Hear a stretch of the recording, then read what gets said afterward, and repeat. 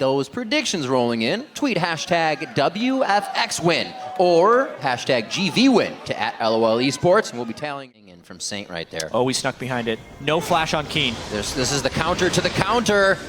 He uses the shifting sands to get forward. Will it help? This isn't something Saint can really get himself into. He's gonna try, and he puts down a get the bit Q somewhere? of damage. It can't be shorter ace. They pile onto him, hip to hip. Can't connect it. Bunny Fufu now coming in with the Howling Gale. Only out of lane on this one, and they're not gonna be able to provide too much. Does go to Pobelter, and he looks for damage on that. The Sheen coming out. So he could actually try to make some plays. Full ferocity. This is the wards that you were talking about. It's going to be the lockdown. No, Flares turns around. He doesn't have enough. Where's the attack?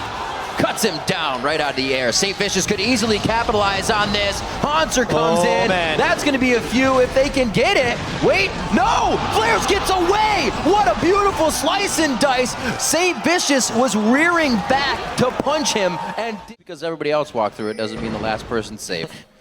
Something to remember.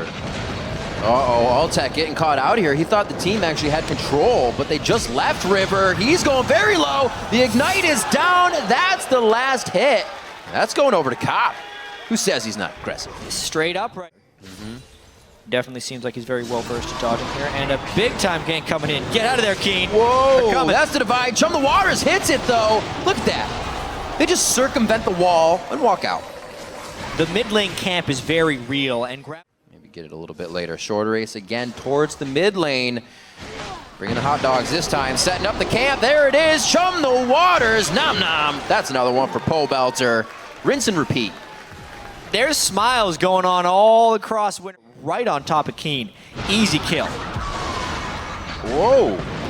Wow, drawing the here? teleport. Okay, they got Bunny Fufu. I don't think he'll be too alive for much longer in this. Cop, wait a minute. They could pull this fight around. The shield will come out. Hanser comes in with low mana. He's pretty much right now. Not being able to provide too much other than a body, and they still turned it around here with Saint though. One last hit. Oh my gosh, they're picking up kills here with slivers of health, and Pobelter's about to have a heyday as he starts picking up a few. That's going to be Hanser going down after the passive knocks out.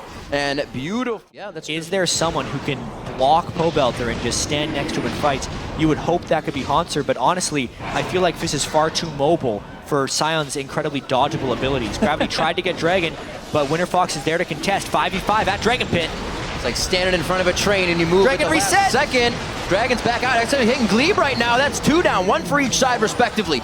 Divide goes out. They're trying to take down Cop. Altec with the boomerang coming off a cooldown. Will he be able to throw the last one? Storm Shield to save Cop, and it looks like It comes back before Flash, but in the short term, the ultimates would win or lose this fight. So Gravity should pile onto the Dragon here, knowing there's ults down from Winterfox. Oh.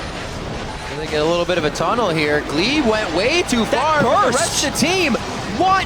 Altec coming out huge on this one as well as Glebe. They focus down onto 2. Saint and Bunny Fufu no longer for this world. That's a double kill coming in for Altec. Beautiful job as they drop 3. Hanser's going to be great teleport. Geez, St. Vicious thought he had the upper hand there, and if they would have engaged in a clean fashion, I think they would have, but he doesn't even get his Lee Sin kickoff in that fight. They're stacking, sticking the needlessly large rod into his inventory. Saint forced a flash out of that. A huge front end burst hit. Nice slam down by Hanser. They can really turn this one around. And as Winterfox enters the jungle all willy-nilly, they're going to definitely pay for this Raptor attack. 2 go down. Gravity pay for itself. 428 gold off of that already. No contest. Dragon number 2 going over. Very nicely done. Oh dear.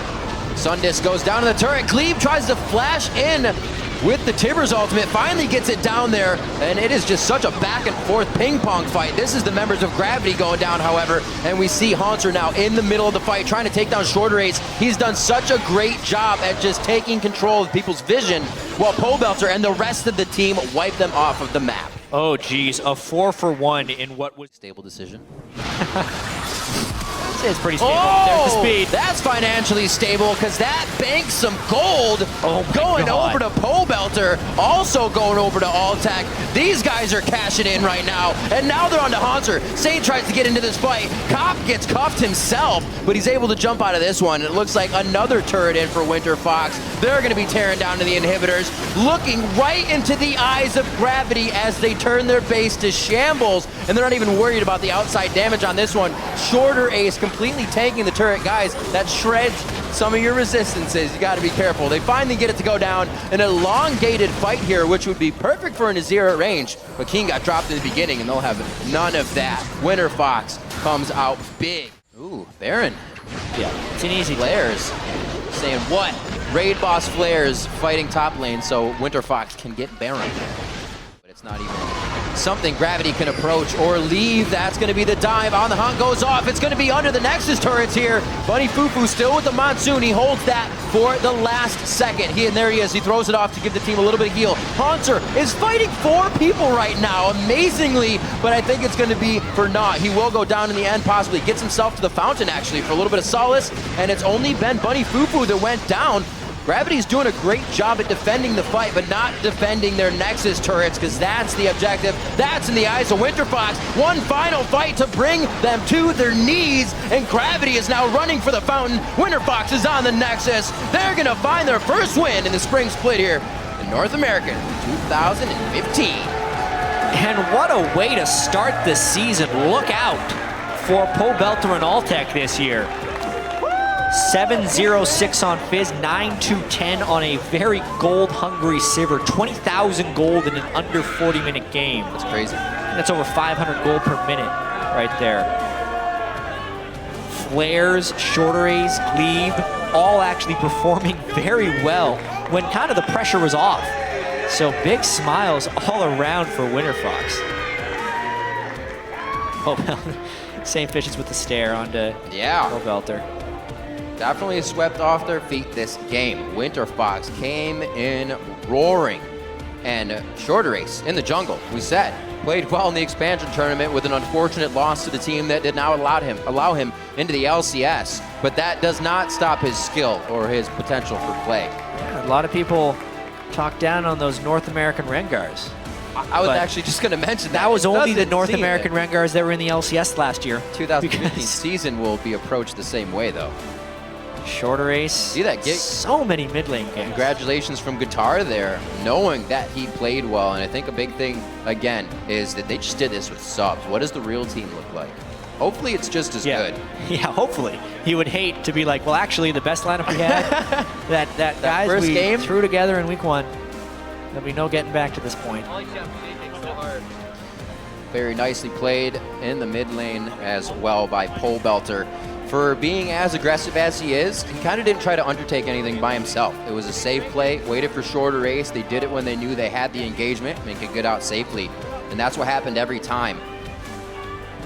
Unfortunately for Gravity, there are 2 times where they tried to gank in the early game.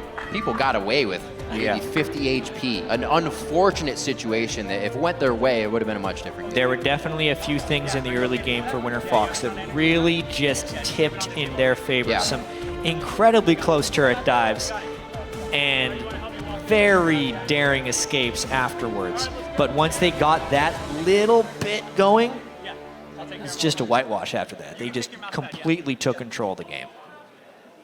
Definitely hard to find Winterfox in one place as well. We saw the Scion pick not really being able to hit ults. It's not what cost in the game, but something in the top lane maybe would have helped a little bit better for the team fights that were continuously long, and just that was going to be all in favor of Altec, the team kiting, the amount of control they had over the entire map.